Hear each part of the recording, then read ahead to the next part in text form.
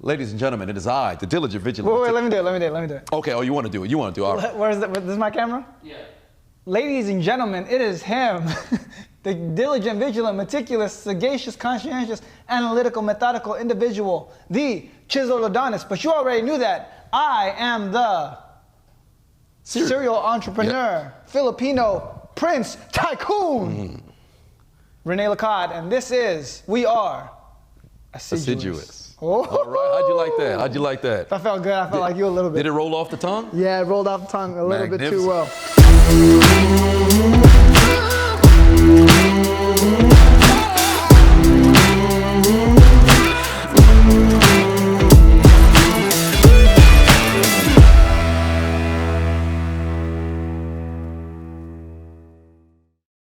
So today's a long episode. We just took a personality test to understand myself, and it just goes over like parts of you. And here are the pieces we're gonna go over live. We've never seen these yet.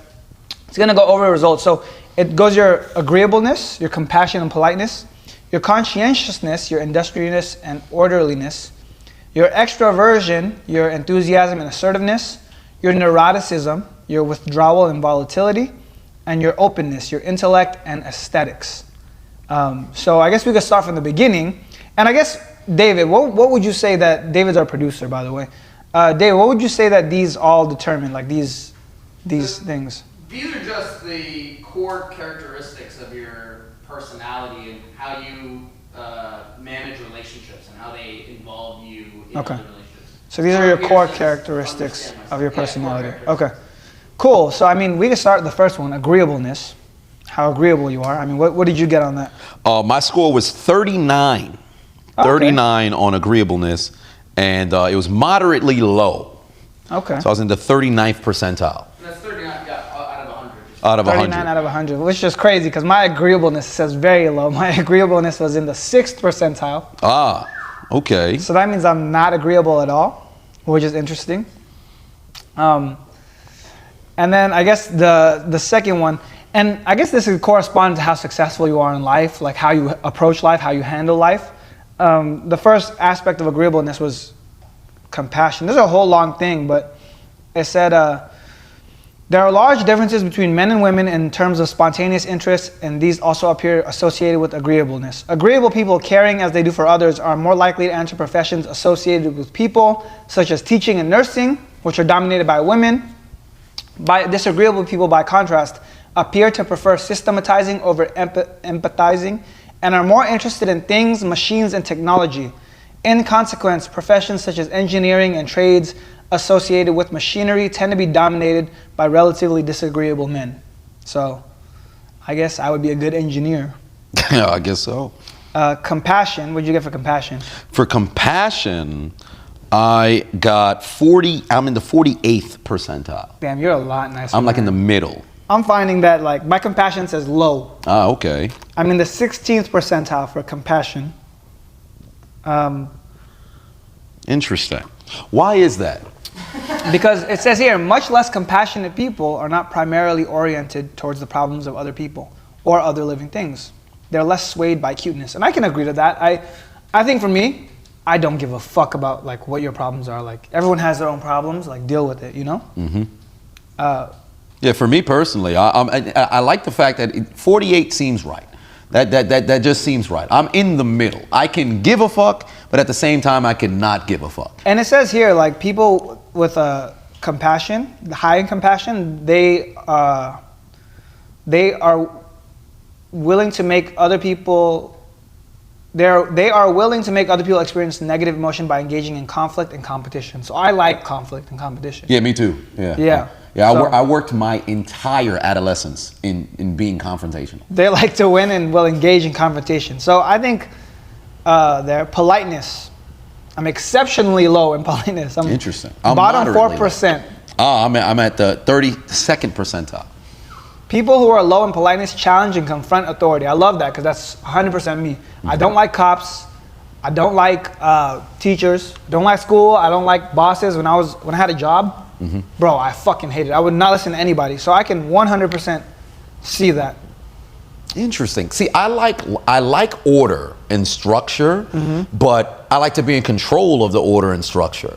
So I think maybe the philosophy of, you know, structure and everything, I completely get that, but I think probably why I'm a little bit higher is I understand, you know, why I don't need to be the one who's leading the charge, but I can and I'm capable to do so. So I think that's probably where it is, because I to a certain degree, even with authority, I understand the necessity of it, but I don't necessarily like it. But in the same breath, I don't necessarily dislike it as well. I think for me as a kid, I realized there's a lot of people that were like stupider than me. Right. And to have someone that's stupider than me, that's not a word, so maybe I'm the stupid one, but to have someone stupider than me telling me what to do really pissed me off. Especially if there's a teacher saying, hey, you should do this. I'm like, you fucking make 50 grand a year. Nothing against teachers. The world needs teachers. But for a teacher to tell me what to do with my life and what direction I should go in, why are you telling me what to do? You know? Same thing that goes for anyone else. I hate when people tell me what to do, which is what makes me a good entrepreneur, I guess.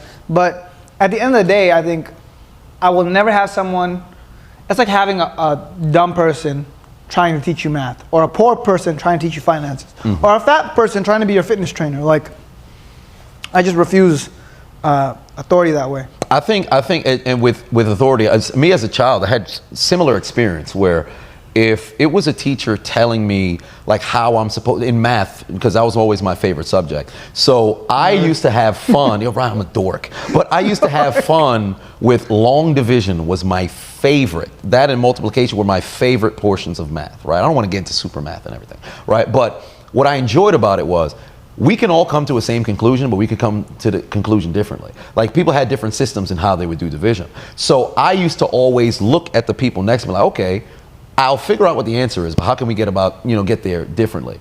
What I always had an issue with teachers were, they would tell you, okay, this is the way that you're supposed to come to this conclusion. But if I made it to the conclusion, where's the issue there?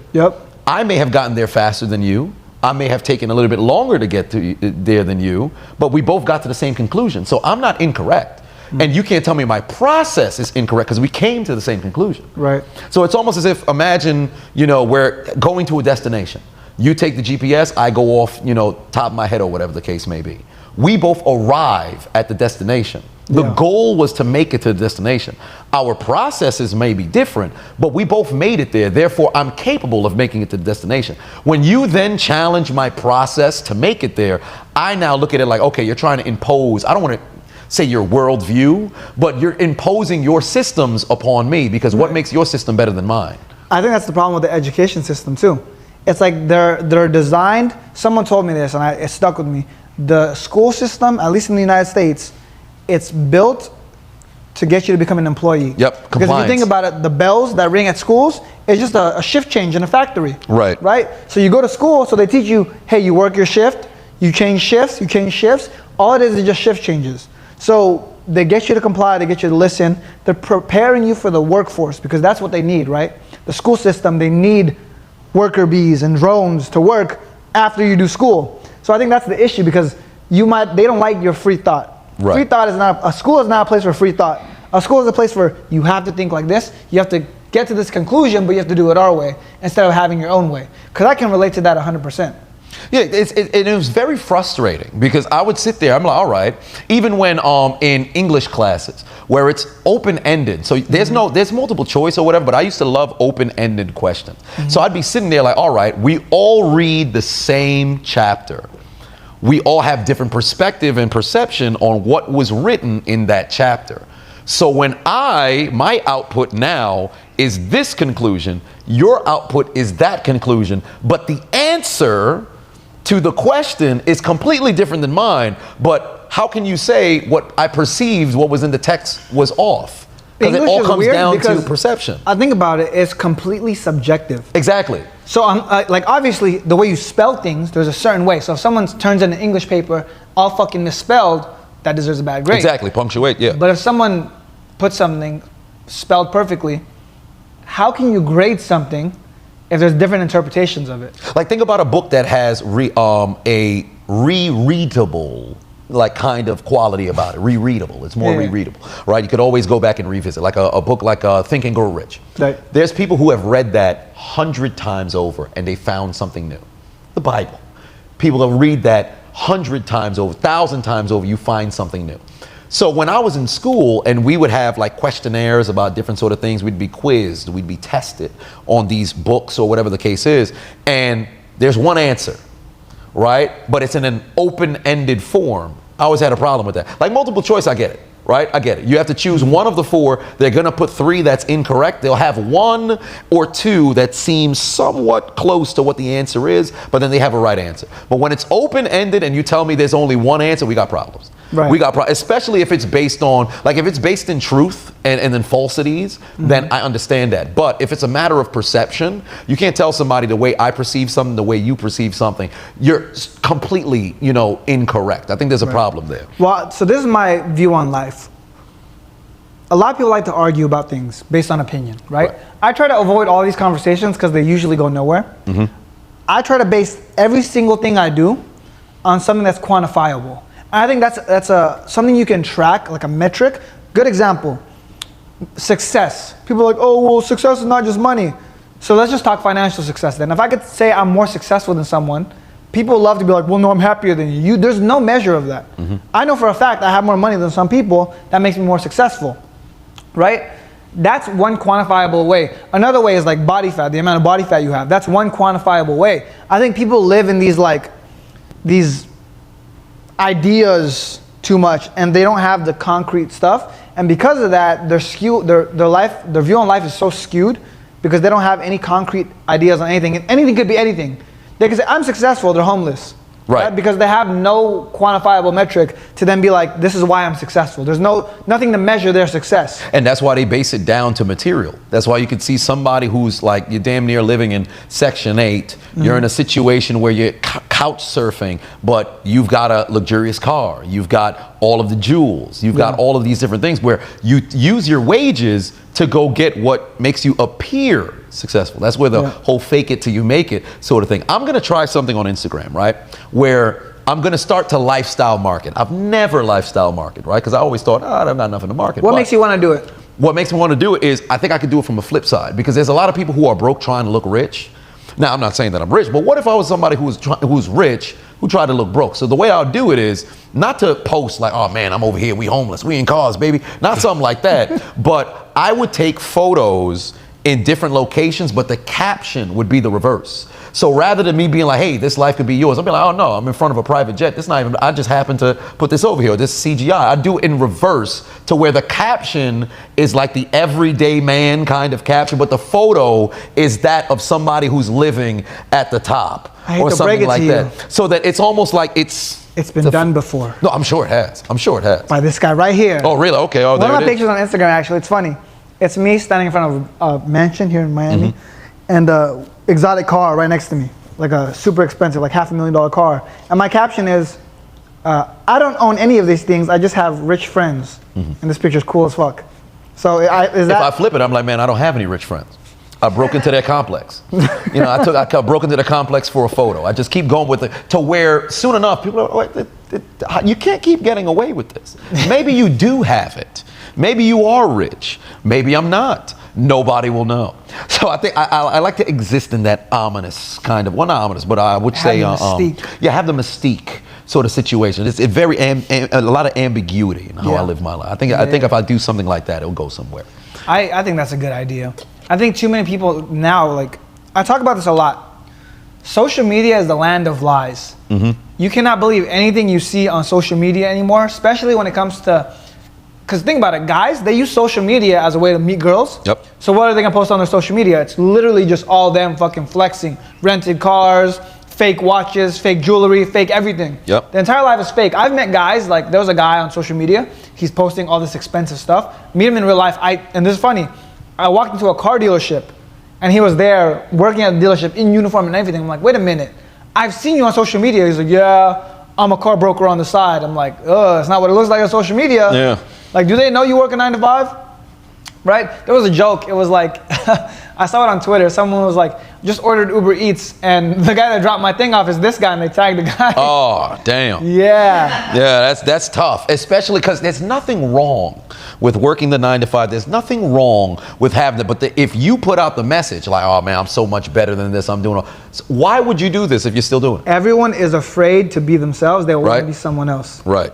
So they try to put off like, oh, I'm a baller, I look cool. In reality, they're driving Uber Eats. And there's nothing wrong with that. I think actually what would make someone more successful on their social media, if they were driving Uber Eats, don't fucking put I'm a baller on your social media, but hey, my life as an Uber Eats driver. Yeah, and exactly. Record all the interesting experiences. I delivered food and then this happened.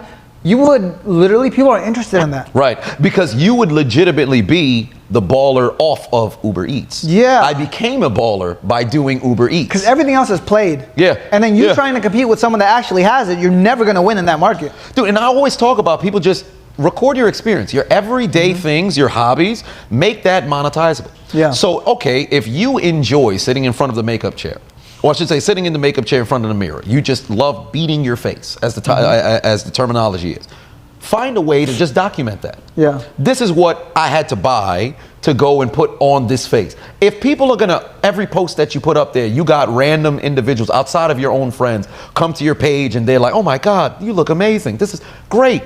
Take that experience, document it, because somebody will resonate with it. Even if it's 10 people, those 10 people can now become your marketing team to go and push you. Your experience is everything. And one of the biggest things, I think it's funny, I saw someone comment on my social media the other day. I posted something and they said, oh, you posting about money is getting old. And then I said this was my response. I just post my actual life. Obviously some shit's gonna get repetitive, but it's not my fault, I'm just posting my life. What the fuck do you want me to do? Be like, oh, new angle, I'm broke, but I'm posting something that involves me having money? It doesn't make sense. So I just post my life. I said, sorry, I just post my life. Sorry if it gets repetitive to you, but this is my actual life. I'm not gonna fucking post something I'm not. I'm just documenting my entire journey. I really did this, so why would I not post about it just because it hurts your feelings or it's getting old, you know? Right. So I think that's part of it. It's if you document your entire experience, whatever it is, and you stay authentic to it. It sounds so cliche, be authentic. Right. But if you just document your experience, people will resonate with it. Yeah, like Gary Vee said this, and it's document versus create, maybe like 7 years ago. He keeps reposting it, right? Yeah. And going back to social media, you could just keep repackaging the same message for years, and it's going to resonate with somebody differently all the time. So with him documenting his entire process, if the everyday common man documents your entire process, let's just say you work at home, whatever the case is, bunch of people are working at home. What is your process at working at home and staying productive? You then document it. Somebody's gonna be like, wait a minute, this person does this between this time. They have a work block. You have a situation where you can now incorporate the systems that somebody else does into your everyday life, and all of a sudden you could see a turnaround. Yep. Like, wait a minute, I was just looking for finding a way to structure out my day. This person's doing it, and you find a way to make it apply to you. Again, going back to what we talked about the last episode, where people find a way to hate. They stay negative and stuff. If you just document your process, you'd be surprised who it could resonate with. Because 100%. We all think our lives are different. We're all living somewhat of the same life, just in different processes. So the moment that you can find that relatability with somebody, or somebody can find that relatability with you, you can easily grow from there. Because not everybody has to be an influencer. You can have an incredibly small community. There's a rule. What is it? The rule of 500? If you have 500 hardcore fans, that could be wrong. It could be 1,000 true fans. If you have 1,000 true fans, just 1,000 people that like everything you do, if you release a product, they buy it, that's all you need to make money and have a living, right? 1,000 people that really just resonate with you, resonate with your message. You don't need 1 million people to follow you in order to be successful. You need 1,000 people that really resonate with your message. So, yeah, man, if you want to monetize, the fastest way to monetize, I think if I was broke and I had a personality and I was comfortable in front of the camera, I would literally just talk about my life every single day, because you need one piece of content to change your life. Oh, 100%. 100%. One piece of content to change your life. And the thing about this podcast, right? We're starting this podcast. We're not making money off of this yet. But the thing is, I can predict the future. I'm a psychic. I can predict the future like that. I can say and I told you this, within 3 months, I want to be doing 10 grand a month. Because not only will that be a testament to everyone else, like, yo, they did that shit, but also at the same time, we're starting from scratch. I like building new things, because like I said, the first $100,000 is the easiest. So if we take us from 0 to 10 grand in 3 months, anything is possible in life. I think that'll be inspirational for a lot of people. But the reason I'm investing time, money into this, because I genuinely believe that we can make it happen. Right, and it all happened off of a whim. Like we were just legitimately just sitting here and then just having a conversation. Then you just, oh wait, this would be great for a podcast. Really?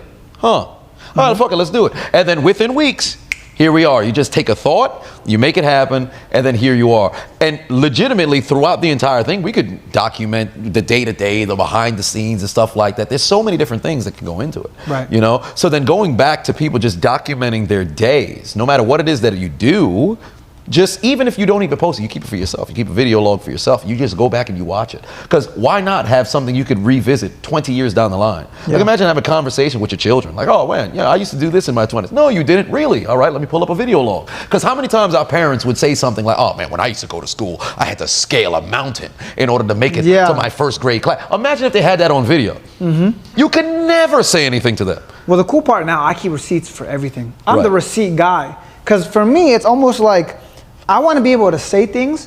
Good example, my Twitter is almost like a journal. Mm-hmm. I used to tweet everything I used to tweet. And I would say outrageous shit. I'd be broke, making $8 an hour, washing dishes, and I'd be like, I'm gonna be a millionaire. And then people would laugh at me, no likes on the thing, they'd be like, this guy's crazy, and then I did it.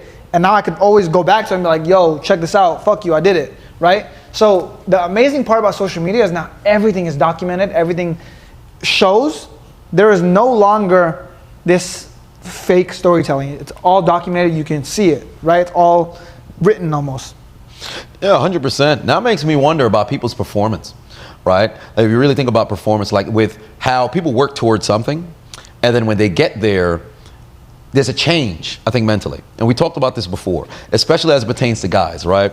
Because when you're on the grind and you're going the distraction of like whether you're searching for that dopamine, so like with women, right? Yeah. So you talk about performance and dealing with women in that aspect, like with sex. We were talking about earlier with sex, right? So you're in a situation where if you work towards a particular point, most people wouldn't mess around, they get distracted. Now you have access to all the girls, right? You can sleep with whoever you want. They want to sleep with you, actually genuinely want to sleep with you, whatever the case is. Yeah. You then now get to a point where you can bargain. So you say, is the sex worth going and having versus making $1,000 in this hour? You have a choice, legitimate choice. And most people, when you're at that level of productivity, you'll say, I'll be all right. Well, the thing is, it's just more enticing. And I can tell you from experience, when I was broke, girls didn't want me. So the only thing I could do was work. I couldn't do anything else. Women didn't want me. So it's not like I can waste my time chasing women because they didn't want me. So my only choice was to sit there, work, make some money. The issue is now, and the reason people have ceilings and some people become uber successful, some people become moderately successful, some people get detracted and they lose it all, is because once you hit a certain point, you start getting attention.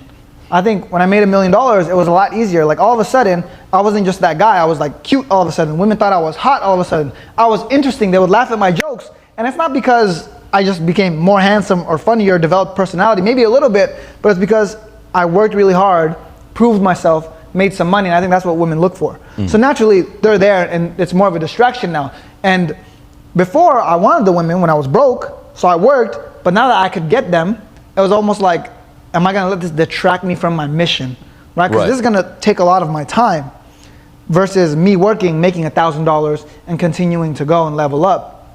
So I think you want it until once you get to that point, you don't want it anymore. Because now, I could care less, I don't wanna chase women. Right, I'm in a happy relationship. I'd rather focus on my mission and just work. Right, and I think that goes back to people's why. Like, why did you do it? Because whenever you see somebody, and I think somebody had the quote where they said, once you start to have what would be considered everything, that's when you're going to get tested. So what did you really do this for? Did you do all of this work just so that you can now sleep with whoever it is that you wanted? Like, and then now that you have access to that, you just stop working? That's how people end up getting everything that they wanted, losing everything, and then they have to work their way back because then they have to get the perspective. Yeah. So I always found that very interesting. Like you go from 0 to like 5 million, 10 million, and then once you get to that range where you're not at the point where money is like nothing, but it's still somewhat tangible, that's when you start buying, boats or buying private flights everywhere. You're flying people out left and right. You're doing all this other stuff and you lose everything. Yeah. And then you're like, oh, wait a minute. This didn't really fulfill me. Now you start to get the aspect of what real life is supposed to be like. I find that so interesting. I find that so interesting. That could bring us back to the understandmyself.com, right? But so with the personality test, I think we had gotten to. We were last at politeness. Now conscientiousness, I'm moderately high. I'm in the 72nd percentile. I'm average, 59th percentile. Interesting. So with the conscientiousness, right? Obviously, I'm very diligent, vigilant, meticulous, conscientious individual. So with me being in the 72nd percentile, I think I'm like a C student there. Well, I think if it's moderately high, then that typically means that you're above average, because that would mean most people are in the 50 percentile. Right. Okay. So yeah, I'm approaching a bit. I'm about average on conscientiousness, and it breaks down. Industriousness, though, one of the facets of it, I'm moderately high, so I'll fucking work. Yeah. I'm like, if I need to, I'll put my head down. Can you check what's your industriousness? I'm 73rd percentile. So I'm 77. Ah, okay. So we're not afraid of the work. Right. I think that's what leads us to be successful. But the other factor of that is orderliness, which I'm moderately low in. I'm not as orderly. I'm moderately high. I'm in the 66th So percentile. you'll work hard, but you'll also do it very processed. I just work hard. I'm not as orderly. Interesting. So what's your when you're working, do you have like in your mind, like, okay, here's the best way I could go with a structured sort of work? My structure is I make a list and I'm gonna bang the entire list out. The entire okay, interesting. I don't like I look at it and I'm like, I don't give a fuck. I'm just gonna chuck through the entire thing. I don't have like, I'm gonna do this first and then this and then this. To me, it's like too much brain power. I'm just gonna fucking slam through it. Right. It's a matter of getting everything done versus getting everything done in order. Yeah, because some people, I'm sure I could be more efficient. If I was like this, then this, then this, then this, I could be more efficient, faster. But I realize I don't really work like that. I just look at the list and be like, big lists don't scare me. I think the thing is when people see a big list, they're like, oh, it's too much work, it's daunting, I don't want to do it. When I see it, I'm like, oh, I'm gonna kill that motherfucker. So I just slam through that list. You know, it's interesting. I think that's a caveat for me because I, in a sense, try to be so efficient to where it can become an anchor for me, and then I end up sinking while doing it because I'm looking at it like, all right, well, if I have a task of 10 things, I'll look at it from what is the simplest of the task. I can put that either at the beginning or the end, and I'll have the difficult things in the middle. So I can work my way up. But then the problem is, while I'm doing the easier task, I almost find myself in a situation where it's a mind fuck, where it becomes too simple to go breeze through it. So now I'm losing interest in the day because I haven't been challenged. But when I put the challenging task first, the moment that I finish the challenging task, I almost I get my dopamine hit. Now I'm trying to go and get it again, but then all of the challenging stuff is done. I become disinterested while doing the simpler task because it's not as difficult. So I almost mind fuck myself. So I don't want to say I'm damned if you do, damned if you don't, because if I put everything simple in the beginning and try to build my way up, I still find myself at a point where while I'm going upwards, I'm like, this was kind of simple. It's not as challenging. I'll put the challenging stuff in front. This was challenging, this is great, but now everything seems simple. I put it in the middle, now I get to the point where it's all right, working my way up, I do the things that are challenging, but now on the downturn, it's like, oh boy, it's not as fun as it was before when I was going upwards. Well, yeah, I think the part of that too, it's all perspective. So challenging now for me is a lot more challenging than challenging was back then, right? And I look at my worldview, when I look at the world, I look at $1,000 and it's nothing. It's nothing. I see $1,000 hit my account, right? Like yesterday, I just got a notification on my phone. It was like, yesterday you made like $2,000, $3,000. Call and flex. I look at it and I'm like, fuck, I need to make more money. I feel broke because I got so many bills, like my overhead's so high. So I look at $1,000, I'm like, I'm gonna blow that in a day. If I go to a nice dinner, that's gone. Right. If I buy a flight, it's gone, right? I think the challenge changes. Because when I was broke, $1,000 was a lot. My paychecks at some point were like $1,200 every 2 weeks. And I see it, I'm like, oh yeah, this $1,200 is gonna last me the next 2 weeks. Now I see $1,000, $2,000 hit the account, I'm like, fuck, I need more money. This is not enough, I'm gonna die. You know what's interesting? I'm happy that you said that because with the overhead, I think a lot of people get this misconstrued when it comes to money. The more money you make, the higher the overhead. So when you see somebody who's making, let's say $1 million, right? If you make $1 million, your overhead is $1 million, you're broke. You may appear to have $1 million on paper, but if your overhead is $1 million, you're broke. If your expenses and your income is the same, you're broke. So somebody's net worth could say a particular number, but you don't know what the expenses is. I've always found that fascinating, because if somebody has, let's just say it's a number of subscribers, followers, you could Google their net worth, whatever the case is, you don't know what the expenses is. So this is the craziest part of my life. People see me on social media and they're like, okay, this guy, I'm relatively chill compared to a lot of other people living like extravagant lives. When I look at my spending report, I'm gonna show you, you can read it for the people. For April, look how much I spent. $34,000. $34,000, right? And you think it's an outlier, you look at May, look how much I spent. $33,000. $33,000. For June, I'm doing good. Looking for June. $8,000.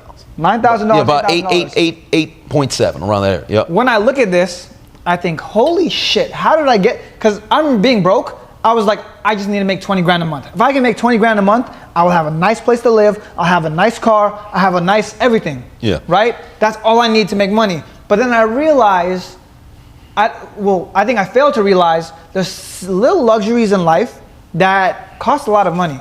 I never cook. I have not cooked once, I just order food. And I have expensive tastes. I like eating Wagyu. I like eating sushi every day. I like eating lobster, steak, seafood, oysters. And these things are not cheap. You go to a dinner, it'll cost you $400, $500, right?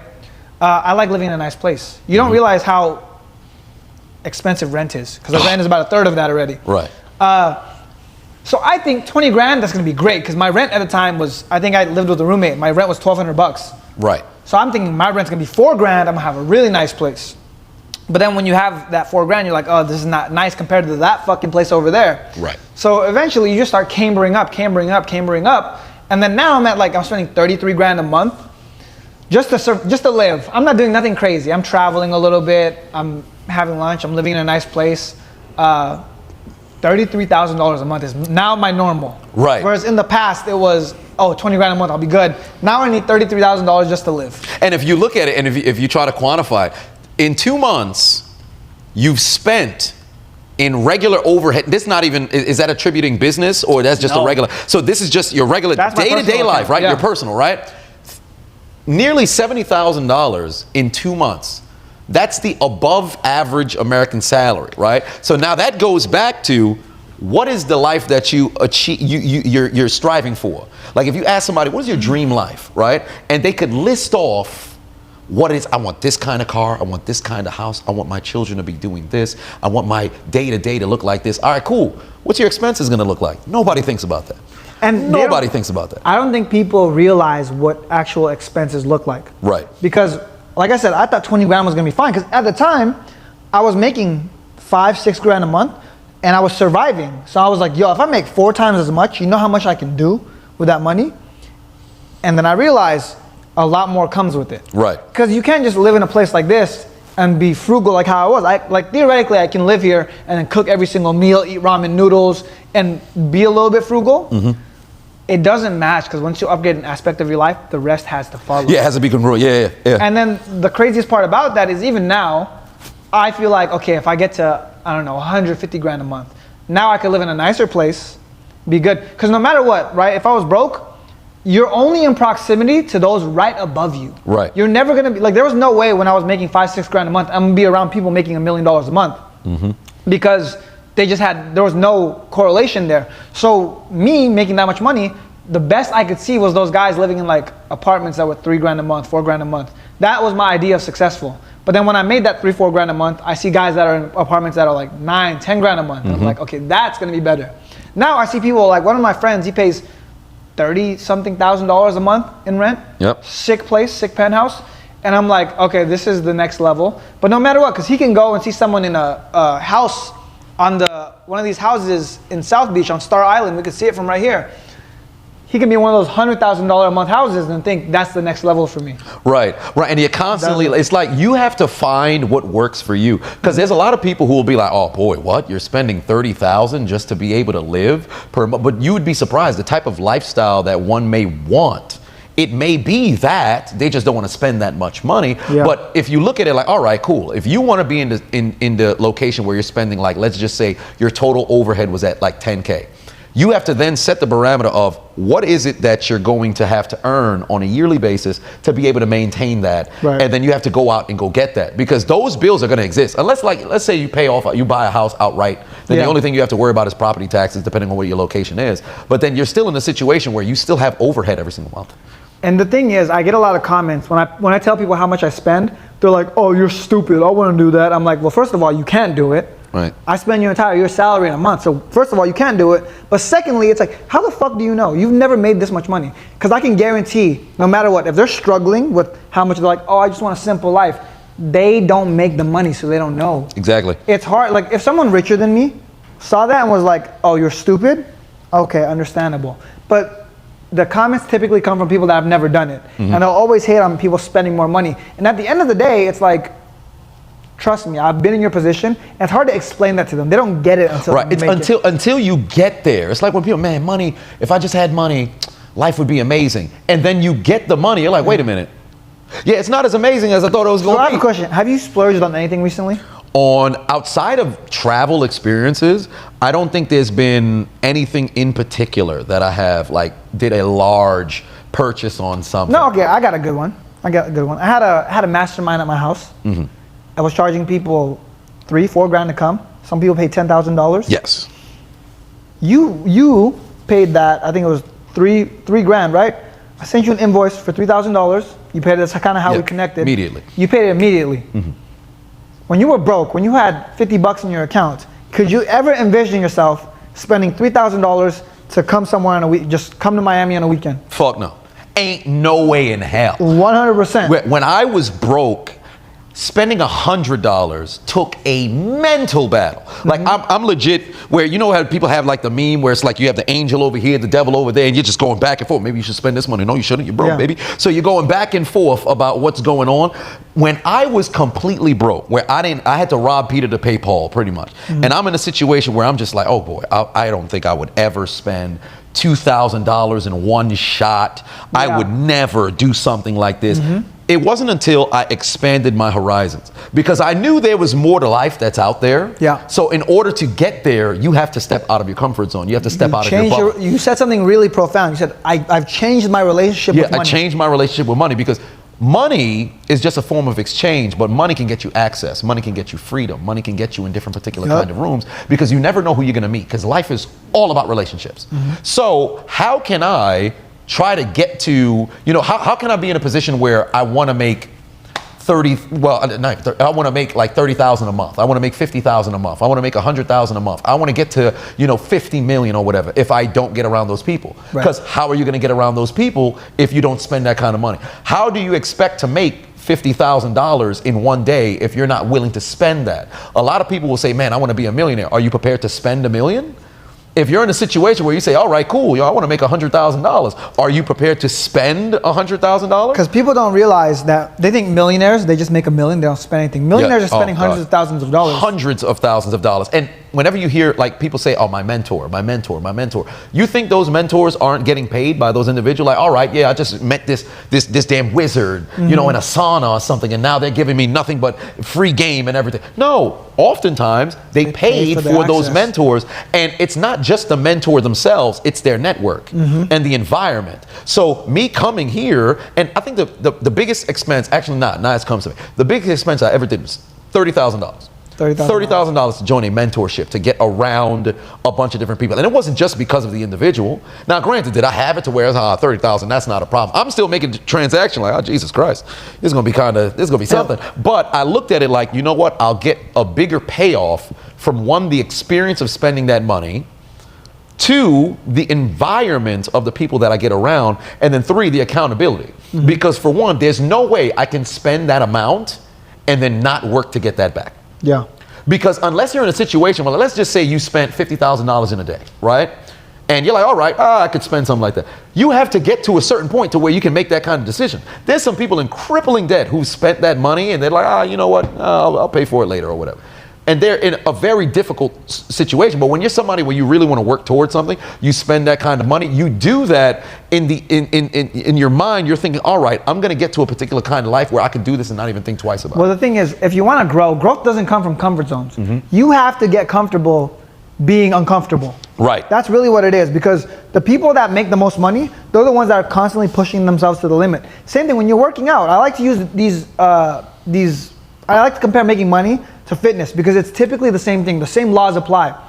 When you're working out, you have to push yourself to the limit and be uncomfortable in order for your muscles to grow. The same thing goes for your bank account. You have to push your bank to the limit in order to make it grow. You have to make uncomfortable transactions. You think Elon Musk is comfortable spending $44 billion on Twitter? No, he's not. He is not comfortable at all spending $44 billion to buy Twitter. But guess what? He's like, I need to do this because he has a mission, he has a thought in his head, and he knows he needs to push himself to that limit. And that's why he did it. And sure enough, Elon Musk is going to be one of the richest guys in history if he continues on this trajectory. But people get scared. If you're scared to spend $2,000, you think you're ever going to be at the point where you can spend $44 billion? Right. And people be like, oh, well, I could spend it, it's going to make me money. I guarantee you, Elon Musk is not even close to recouping his $44 billion. Right, and you know what's funny? Especially when you're making more money, the one thing that has changed my entire perspective on money, period, taxes. Mm-hmm. Because the more money you make, and you start to look at taxes like, wait a minute, where's this money going? Because let's just say you save all of your money, you don't buy anything. About 40 plus, and the more that you make, the more that you're going to get taxed. Yeah. So now you're in a situation where it's all right, this chunk of money is leaving, and it's going different places. And soon enough, you start to look at life like, man, is it going somewhere substantial? Do I actually want to send this money somewhere? Because if you pay it quarterly, you're seeing a bulk load go out. You pay it once a year, oh, that's brutal. Because now, if you make 100,000, guess what? 40,000 is gone, and it could be more.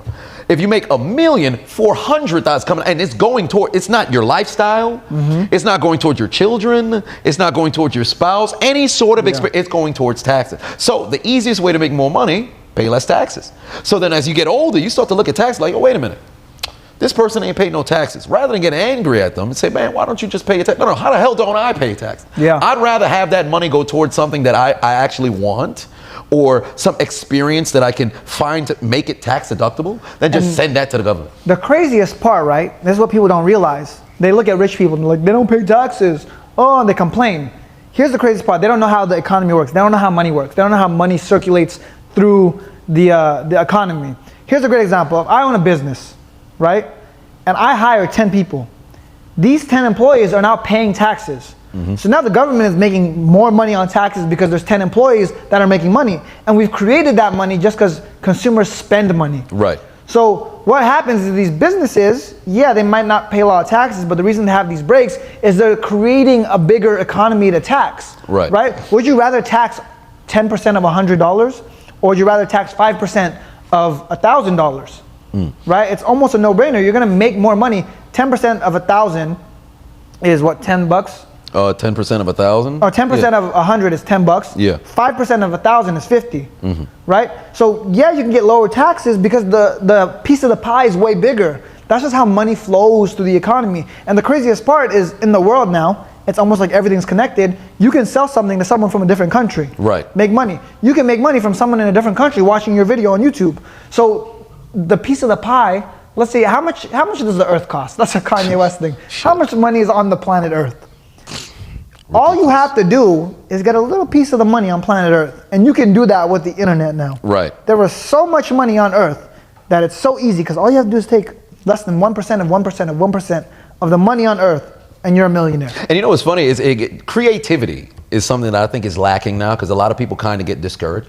I can sit inside of a room and I'll look at the chairs, I'll look at the walls, I'll look at the couch. I'm like, what made somebody think to do something that way? Like, and my thought immediately goes towards, how would I be able to make that better? Or something of that nature, to where now, that's like where the entrepreneurial spirit comes from. But then you sit there and you really start to think like, man, everybody has a unique thought. Everybody has an idea of, man, if I were to make something, what would it be? So every time I speak to people, I always ask them, like, all right, if you were to walk into a castle, how would you make a castle better? And then once your mind starts moving, now you can think, okay, wait a minute. If I were to develop something like this, put it into, motion, that could be a business. If I were to go into this room, they have these particular kind of chairs, like backless chairs or stools or something like that. Well, why is it backless chairs? Why am I sitting there and my back is free? But then rocking chairs, where did that come from? Where did all these other different things come from? Because think about it. Chairs have existed for how long? But there's so many different styles of chairs. Why is that?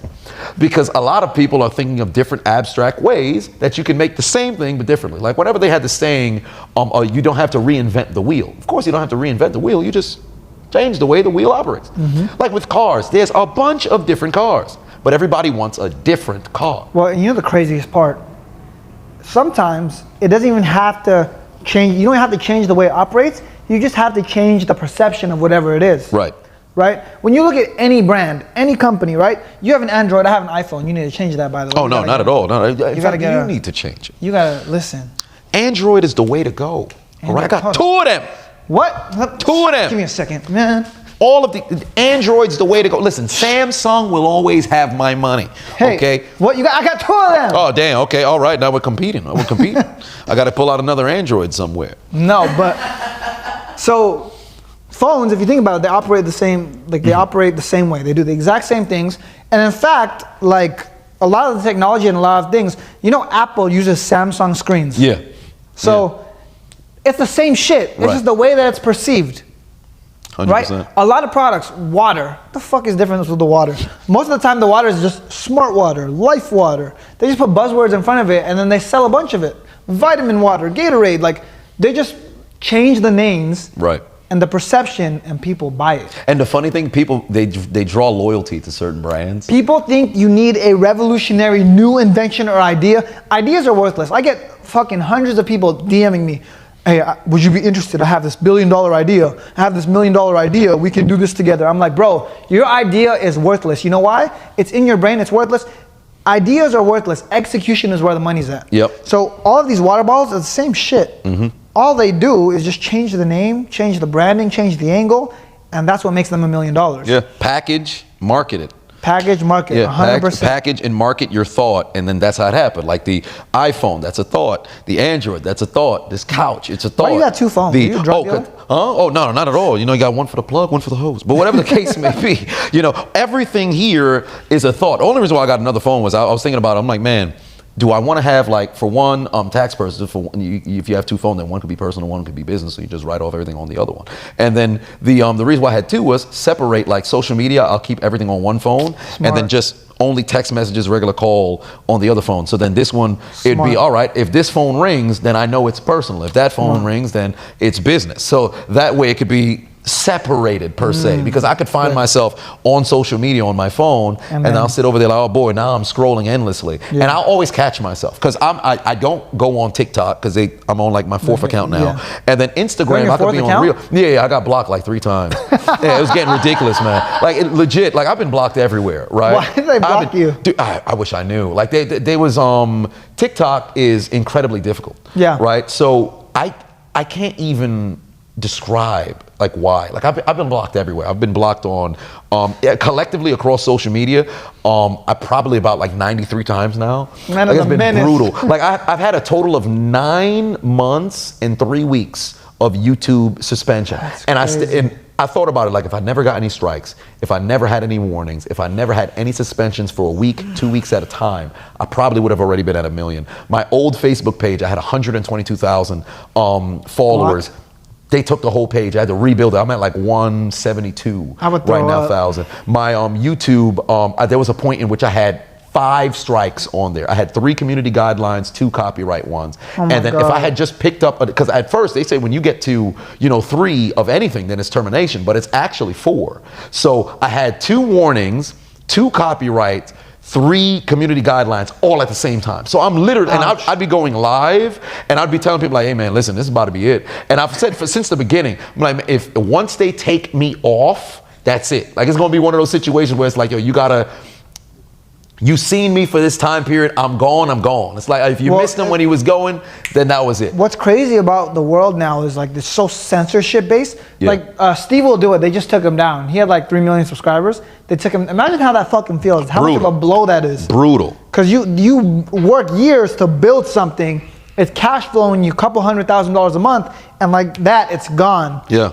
Like, Devastating. Bro. Devastating. And I was able to, because at least with my TikToks, it blew up like immediately. So, because TikTok has no, like the algorithm is almost nothing. So anybody can go viral. That's why I always implore people, just make content. It doesn't matter what it is. Post it on TikTok. You never know. Even if you don't want to be an influencer, then there could things that mistakenly go viral. I've met people who low-key almost became influenced, and it was overwhelming for them. Like, they were just posting about their regular life, just doing regular dances or whatever. All of a sudden, something goes viral. Now you got people following you, and then of course you have the weirdos of the group who end up trying to dox you. Oh my God, wow, your abuela looks just like mine. So what the hell are you talking about? They went to like a video from 2018. Your grandmother could be deceased, and they'll be like, I seen her in the grocery store. Like, man, she's dead, right? But all of this other stuff where TikTok, it was able to blow up, whatever. Instagram, I had one moment where my Instagram actually had gotten taken, and then I got it back because it got removed, and I got it back. It got to so bad to where I started posting on Pornhub, right? I was a porn star who didn't do porn,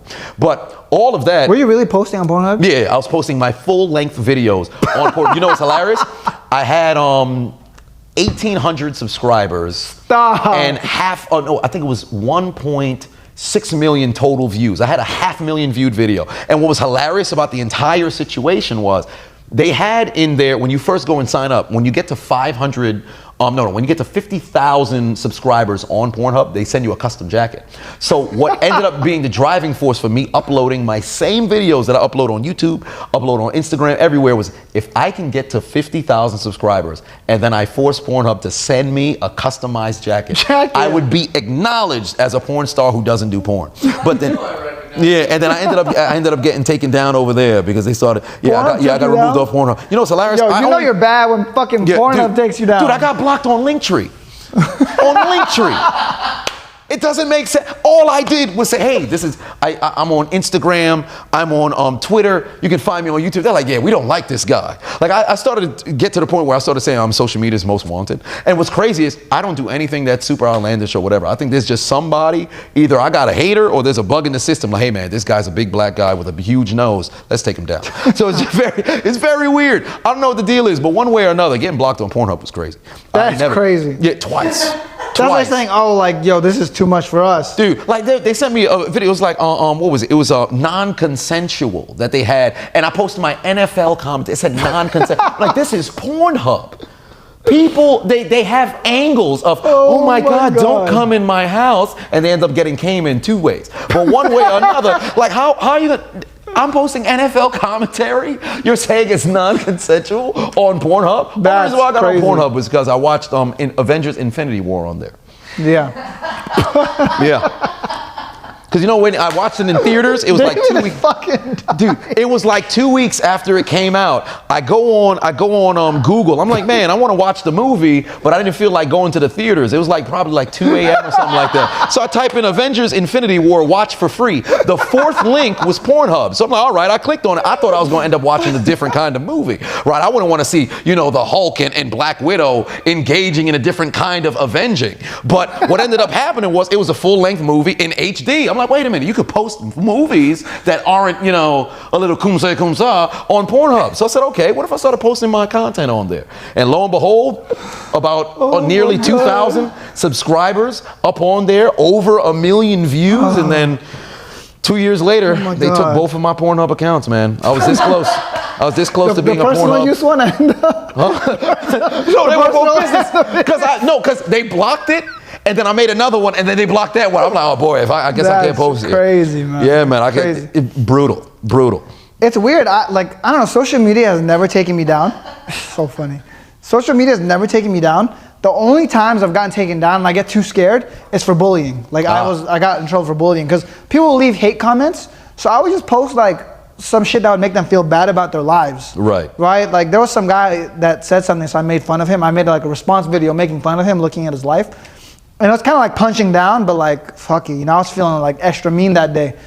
And yeah, they were like, this is bullying. You've been reported. We took your account down. If you get another one, we could delete your account. So I was like, fuck, man, I don't want to. That's tough, man. Especially with bullying. I feel like there's a level of necessity for bullying. Well, no, I said this. They should bring bullying back. I said this in the podcast. They should bring it back because it makes you realize. Good example. We have a new puppy right now. We just got a new puppy.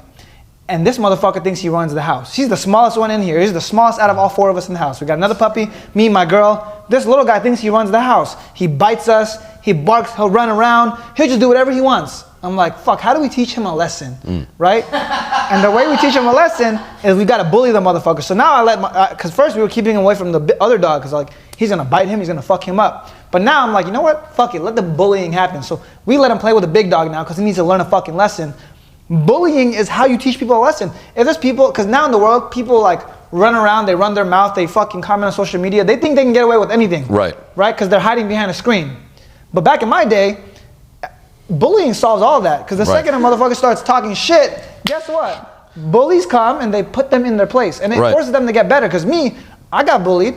People were making fun of me. They're like, hey, you're small, you're weak, you get beat up. Guess what? I joined martial arts, I got disciplined, I started working out, then people bullied me, you get no bitches. I started working on my personality, cultivating a sense of humor, making money, getting my trimming and my look, my aesthetic on point. So it's like, the bullying has caused me to become a better person. I should thank my bullies. Right, you know? Exactly. Me and my bullies follow each other on Instagram. And we talk, or like, hey, yo, remember this? Because we're cool now, because they shaped my personality. Exactly, 100%. When I was in college, we did, in my speech class, we were talking about a bunch of different things. My like term speech, because it's not really a term paper, because you have to be an orator or whatever. But I was in a situation, orator. I believe that's the terminology. Orator. But, I was in we had my speech to pretty much end, you know, our class to close out the year was, I was talking about how bullying is actually necessary, right? And I would talk about how you'll never be able to battle and fight back against your demons if you don't, if you get bullied, there has to be a solution. You can't just stay there. Everything's attacking you. At one point, you're gonna have to stand up and say, nah, enough is enough, right? Now, if it's physical, if it's verbal, there's always gonna be a little bit of truth in it. There's always gonna be a little bit of truth in it. So you have to start to look internally and be like, all right, wait a minute, they're saying this about me, they're saying that about me. Is there any truth to that? How can I fix that?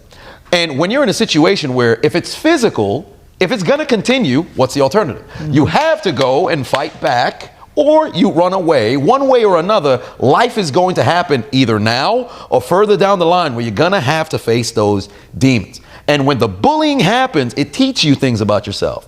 If you were never like one to fight back, oftentimes they're just trying to find a reaction out of you. The moment that you stand up is when the bullying stops. Right. So it's necessary. It's necessary. And too much now, we have too much coddling going on with people. It's, oh no, you're amazing, participation trophy. No, there should be people who are just better than others. You know what it is? I think people get scared because they're scared, oh, if someone gets bullied, they're gonna feel bad about themselves. They care too much about people's feelings. Right. And we live in the world of like, there's no losers. But that's not how real life works. Because if you look at it, some people are winners, some people are losers. Some people have great lives, some people don't have good lives. And when you have a society that teaches people it's okay to be losers, guess what? Your entire society is just soft. Brutal. And it sucks though, because when you're a winner, or you aspire to be a winner, and now you're surrounded by people who are comfortable being losers, it is insufferable. Like you're just sitting there, like, so you have no intention of actually trying to get to a goal. You have no desire to better yourself. It's hard because iron sharpens iron. So when you're around people that are constantly smart, that are innovating, that are doing their thing. Good example, when you're here, I feel good because you're just crushing on YouTube, so I can pick your brain for ideas. Or if I say, hey, we should do this, you can expand on that idea, right? It's not me just telling you what to do. It's me saying, hey, or good example, with this podcast, I say, short clips, I trust you completely. Titles, I trust you completely. It feels good to know that there's someone reliable on your team that can make something successful. Right. Because if you're just sitting around a bunch of idiots that don't care, they're not gonna take it seriously. It's gonna be all up to you. And why should I care more about something that benefits both of us? Right. Right, and it was like going back to you talking about your brother, you want him to lose weight. Why should you care more about his health than he cares about his own health? Exactly. That's how I feel about my brother in business. I say, hey, you should start a business, but why should I care more about him making money than him himself? You know, it makes zero sense. So when you're around someone that cares equally, if not more, about something you are working on, it makes you just so much better because now you feel like you need to elevate your game. Exactly. It makes you motivated. Exactly, because naturally when you're around, like it's like alpha around alpha, or somebody who's in a situation where, like you said, iron sharpens iron. If you're in healthy competition, you're going to want to do better. If I'm on a treadmill, you're on a treadmill. We're both going, all right, we're going to do 30 minutes. If I'm now moving at 7 on the treadmill, the person next to me is moving on 6. Naturally, they're going to look over like, yo, this person's kind of exerting a bit more than I am. You know what? I'm gonna go up to 7 too. Oh, Red, you go up to 7. I'm going up to 8. Now you have that healthy competition that's there, and now you're gonna put out your peak performance. That's why it's necessary to have a bit of competitiveness. When you have you have a cornucopia of people who are comfortable being losers, now there's no competitive edge. That doesn't exist over there. Yeah. Nobody's striving to be better. And then there's a mass level of complacency. When you look at, there's usually like a culture of excellence that surrounds everything, right? Right. So normally you have a group of people that are just losers, and you look, oh, they're losers on that side. If one person, it's contagious too. If there's one person that's a loser, the rest of everyone else, they're like, oh, well, this guy's not trying, so I'm not gonna try. You see it with sports teams, you see it with athletes, you see it with businesses. There are businesses with a culture of losing. If there's one person that's a loser, the rest of everyone else in the office, it's contagious. Right. Contagious. I got fired from my job, and it's not because of my performance. I was doing a great job. I was in car sales, and I'm one of the top performers in a dealership. The issue was, and the reason they fired me, is I would because I was doing so well, I'd be like, you know what, I'm gonna take the day off, I'm gonna coast. Right. And they wanted people that are workhorses, working every single day. Me, I would go hard for a week, sling a bunch of cars, sell a bunch of cars, be at the top of the game, then I'll coast for the rest of the time. Like, you know what, chilling. And they didn't like it because everyone that wasn't selling, they would see me and be like, oh, well, he's slacking, he's being lazy, and I'm gonna be lazy too. But the difference was I had sold 10 cars already. They sold maybe 1 or 2, and they're sitting here coasting when they should really be working. Because you earned the right to coast. Yeah. And I think that's the same thing with ego, where I think if you have an ego, you have to earn the right to have an ego. Yeah. I think if you work hard enough to where you can kind of take a step back, then you can do something like that to where, okay, if I'm making, let's say you're making like $30,000 a month. If you want to say, okay, I was putting out, my output of work was like 12 hours. If I want to cut that down to like 9, I think you've earned the right to do that. But if it then affects to where you go from 30 to 20, you've got to go back to what's been working. But if you have the mindset of saying, all right, well, I kind of want to take a step back, you have to earn the right to get there. Yeah. If you're in a situation where you've done no progression whatsoever, and then you're like, I want to take a step back, then what happens? Yeah. You're going to fall deeper and deeper and deeper and deeper into complacency, and now you're back where you started. David, how's the sound? I hear there's someone fucking drilling, bro. Yeah, probably. Yeah, it's in the background. Yeah, they're searching for oil or something. What the fuck, bro? Yeah, you shouldn't be searching for oil on the roof. Yeah. Who knows? So literally, we're on the top floor, and there's someone fucking drilling, stressing me out. But it's okay. It is what it is. Yeah. You gotta work with it. Yeah, man. I don't know. We were going back to just random thoughts. Sorry, it popped in my head because the fucking drilling. David brought it up. He said, "Yo, could you punch someone hard enough to kill them?" Weird question. Why did you ask that? Because you had your puppy out here. Right. Dark. I Yeah. asked if you could Punch. think you could kill a Because man with a I've hit people hard. I've knocked someone out before, and when they lose consciousness, you feel it. But could you hit someone hard enough to kill them is like a crazier question. Now, when you say person, we talk like old person, age, average age. Well, not average age, but like a mid-age individual, or maybe an infant. I think I could kill an infant. 100%. Infant old person, I think is possible. Regular size human. Who would die first? If you hit it, like if you punch, same punching, the infant would die first. Infant would 100% die because they're not developed. Old people, at least they had like 70 years of development. Now they're just on the way down, right? It's like LeBron in his prime, like he's like going down. Okay, so if that's the case, then when you punch a baby, they die on scene. You punch an old man, they die in the hospital. Yeah. Okay. I mean, they can still die on the scene, but it's so funny because we brought out the gloves because I was like, I wonder, like, and we'll all be the judge of this. We have this right here. Right. Wait, we got a pan here. We're gonna attempt to see, because I was saying, if you were to, I think professional boxers could kill an average person just by the impact. Because I think if you hit some people, like if we're in the street and I hit somebody, I don't know if I would kill them just on the punch, but them hitting the floor, because when you get knocked out, your head goes back. Them hitting their head on concrete, they're dead, right? That's the dangerous part. But just from the impact, I think it would be hard to kill. I don't think I'm strong enough to hit someone. Isn't that why boxers, and I think like anybody who's in combat fighting, isn't that why they have like insurance on like their hands are registered? Yeah, like they're registered. So if Mike Tyson, when he was punching that dude on the plane. Mike Tyson, if he hit someone as hard as he could easily kill someone on impact. Like, because he would hit you, your neck would break just from the force. Let's say he hits you in the jaw, your neck is gonna snap just from the force. If it's a direct hit, right? So I was saying, we brought these out because we wanted to test this theory. I don't know how this is gonna work. So what would be your punch of choice? It would have to be, it would have to be like an uppercut, because you could throw your entire body into it, right? Because like, let's say this is just a regular punch. Like, it would be hard, like you could probably kill someone there, but there's not enough like impact. But if you threw like an uppercut and caught someone like that, you can 100% knock someone out. So we're gonna like... You're like Sagat from Street Fighter. Sagat out. Yes. So I'm gonna throw an uppercut, and we're gonna try and... So this is an old man head, a regular head. We're gonna see. You guys will be the judge. We have a couple people in this room. We'll be the judge if this would kill someone. Imagine that's the head of a baby. Right. Oh, baby is 100% dead. We're talking... Yeah, assisted abortion. Oh my goodness. This is how they do abortions. Okay. Right. This is 1846. They didn't have any medical care like that. You needed to abort a baby. Hey, bring your stomach, darling. Here we go. All right, ready? POV, you're getting an abortion. And the doctor Oh my goodness. Right. Oh my goodness. They're just warming up right now. So all right, here we go. Uppercut abortion. Here we go. All right, ready? We're gonna try. This is what we're marching for. On 3, 2, 3. Oh yeah, that's beautiful right there. Kill those babies. Would that knock somebody out? Yeah, I think so. Oh, I mean, not knock somebody out. Would it kill somebody? This is killing a baby. Oh, 100%. Like, yeah, we can go by months. All right. Like, all right. Here we go. Newborn. It's the newborn. An old man? I don't know. Old baby? 100%.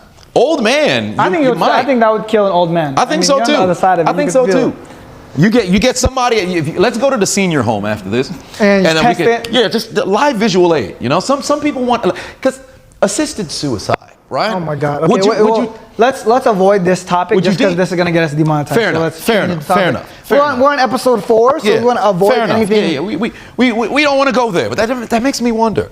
If somebody was like, man, I want to go on vacation, per se, permanent, and they said, all right, hey, Mike Tyson, I would like you to perform a recreation of your greatest knockouts on me, to send me on vacation to a place others will visit but don't want to. Mexico. Right, yeah.